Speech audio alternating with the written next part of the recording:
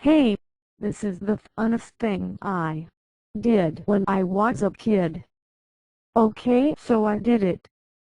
But I didn't ever think that my head would be all over on YouTube talking about what happened and what I know. Because my head was there grinning. Yes, I was there on home invasion by Boors of Politicrocker's place. My dad and the other Boors called him that frigging yuppie. Just because I have my head on YouTube talking doesn't mean that the adults don't have to step up and admit what they did. They did all the talking against him. I was a kid and I heard them and I believed everything they said.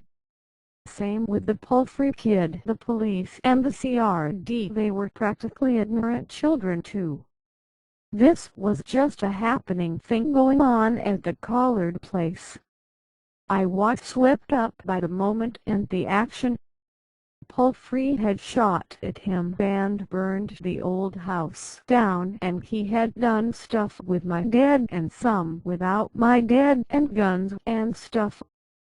And my dad and the other guys, the rest of the Boors, had chopped down the trees between Politicrocker's place, and they dug another divish right through the middle of his only field and ran a creek down it. And they dammed it just so the water only came over in the winter. The banks was steep and they were laughing. They said like maybe one of his kids will fall down there and drown or something. Ha he ha ha ha ha. And later our moms would line the Reed kids up along the fence and we'd all stare down at him. But I am getting ahead of myself. I think you should watch my head talking, which is after this video, but it was put on before. Now again, I would say, why don't some of the adults come forward and tell what happened instead of me?